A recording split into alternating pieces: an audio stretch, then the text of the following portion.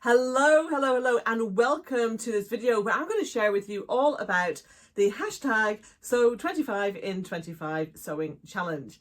I'm so excited about this. I had no idea to share a challenge or anything.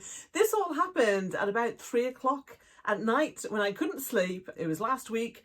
There was a new moon. I hadn't even realised that. Next morning I looked it up. I was like, oh yeah, new moon. That's why I couldn't sleep. That happens to me. Does that happen to you? Let me know in the comments if it does. Anyway, I thought, well, I'm wide awake. I might as well do something. Let me look at my sewing plans for 2025. And so I got out my phone, went to my notes section, and I was thinking about challenges like Make 9. Like I've attempted to do Make 9 at least 3 times now. Last year I decided to do skills instead of patterns or fabric, which I had done previously. I did 3 of them. I was like, okay, there's no point me doing this. There's something about the Make 9 that doesn't work with the way I operate. Now, from a personality point of view, I'm a creative extrovert, so I tend to have lots of ideas. And so, for instance, I have a sewing app. Well, I actually have 2 now. I'm in the process of transferring from one to the other. I used to use an Airtable app, but I then found I was restricted and it was a bit expensive for a hobby for me to pay for it. So I'm now transferring all my stash, fabric stash, pattern stash, etc. onto Stash Hub.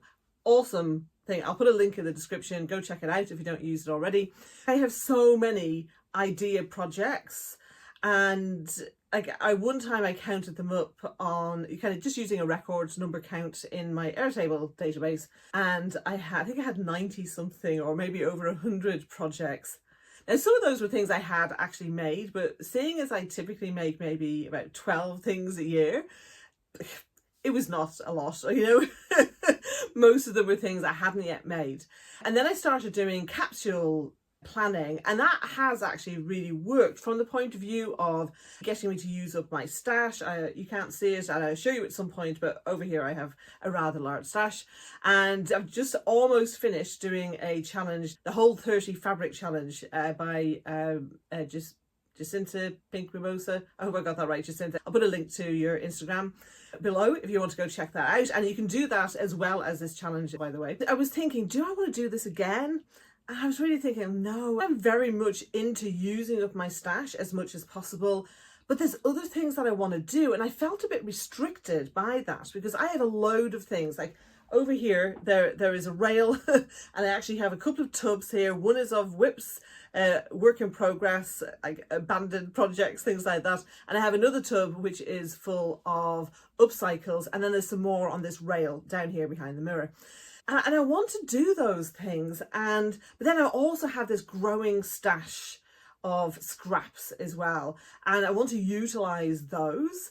And I was thinking, well, how am I going to manage all these different things? And this is where the idea for the Sew 25 in 25 came. Now look, you can just take that, and you may already have plans and you go, do you know what, I'm going to stretch myself to Sew 25, or maybe you've been sewing lots more than that and you decide, actually I want to cut down. My wardrobe is pretty much the way I want it to. I've got a few things I want to sew for other people, I want to sew a few things for myself, maybe do some scrap busting, whatever, and I'm going to do is to actually contain myself to 25 things. Like, it's totally up to you. You might be a beginner and 25 seems tons. Like to me 25 seems like a lot. You know, up until now, as I said, I've only sewn about, you know, usually about kind of 12, 13 things a year. Last year in 24 I did sew I think around about 16 items. Now that was including 3 pairs of underwear, which are not obviously as involved as twirling the bodice of a dress, for instance. However, I did still need to do twirling and fitting to get them made up, and very happy I now have a couple of patterns that I can use for my stash busting. And I do need new underwear. so that's going to be perfect. So I came up with the idea of Sew 25 and 25 so that you can sew with purpose. One of the key things about this is actually really thinking about what is it that you want? What is it that you most need? What do you enjoy? What are the things that maybe you procrastinate over and you'd like to bring in to your sewing? Like, that's part of what I'm doing with this as well. So the idea is that you're sewing across multiple categories, but the categories that you choose. Okay, now I'm going to do a separate video all about that if that's something you want a bit more help with. But basically you choose the categories, and I would suggest probably doing no more than 5. But you know, you may be actually, I've got 8 kinds of things I want to sew and that's all I'm going to do all year. Great, absolutely do that then.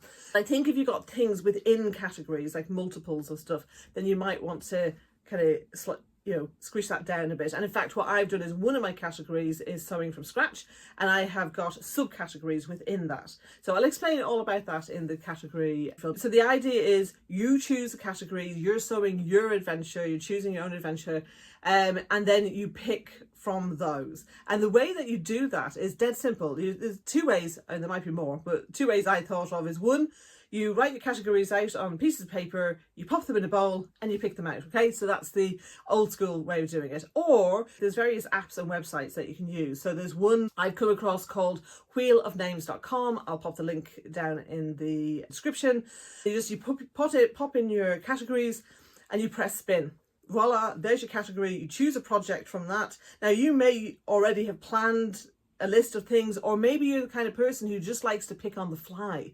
I can be a bit of both with those. So I think that's why I want to carry on sewing the capsules, because one of the problems I had being an ideas person is I would come up with a capsule, but there would be like maybe 20 things in a capsule.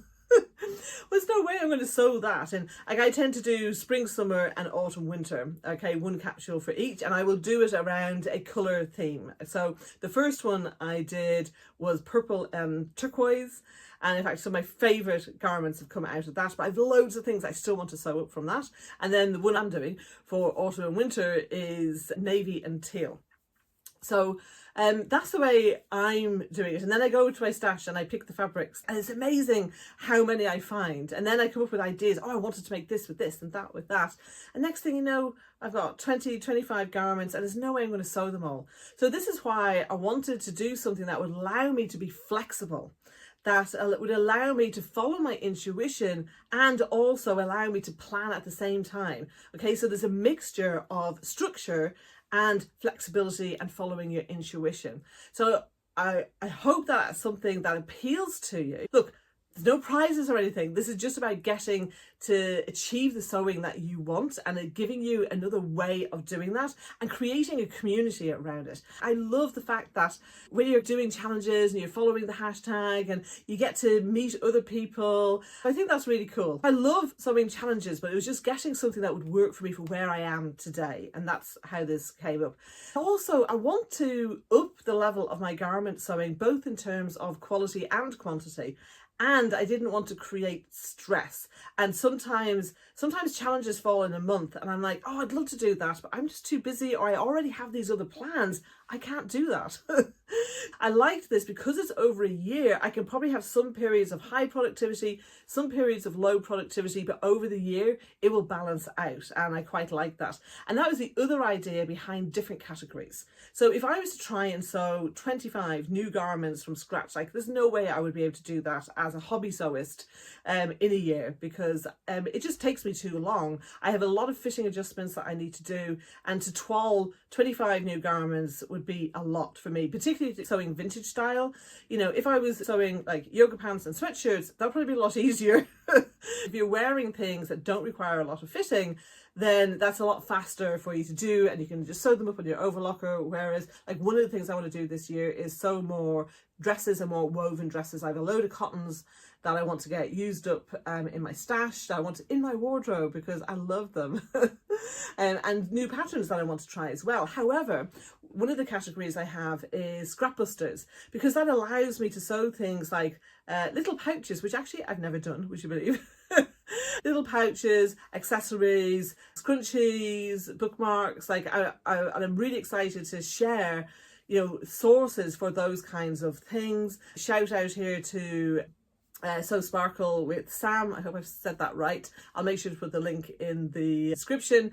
And she was doing some tutorials over Vlogmas, and she's going to have more now for little things, little scrap busting ideas, gift ideas, things like that. And so they shouldn't take as much time.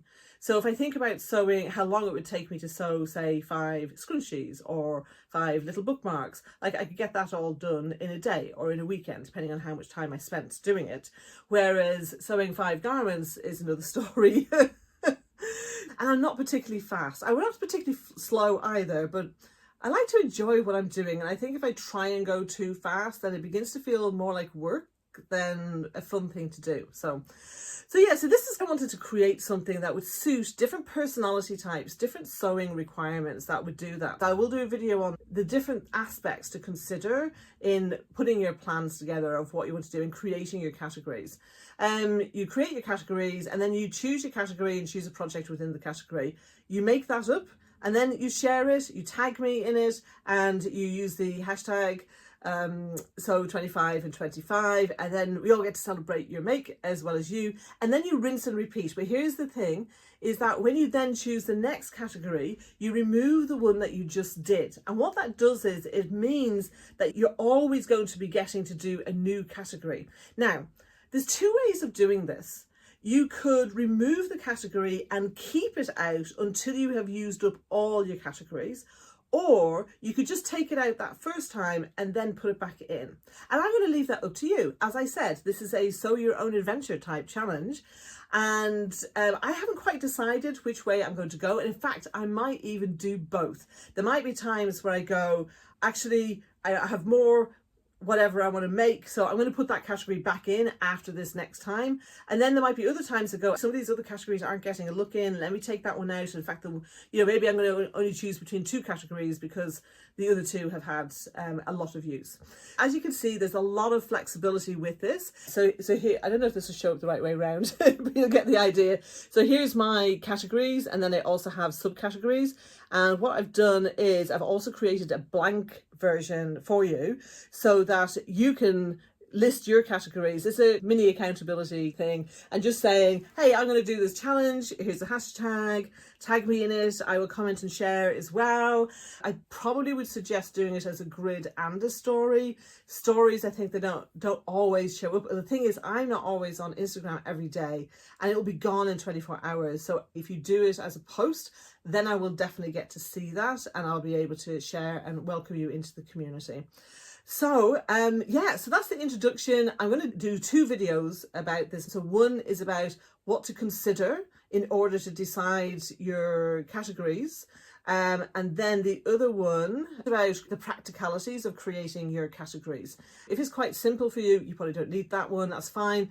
But if you're wondering, these are all the things I want to do, how do I actually structure this, then watch that video as well. So I'm really excited to welcome you to the challenge. Please do comment below, tell me what you're most excited by, or if you have any questions. I may well end up doing an FAQ video if I have a lot of questions. Please pop them below and let me know if you're planning to do this, and do please also tag people or share this with people who you think might also like to do it. I know for sure when we do things with people that we know, then there often is more of that accountability, and then you can kind of keep each other on track as well. So I'm excited to see what results you get from this and to hear from you. Bye from me for now. I'll speak to you soon.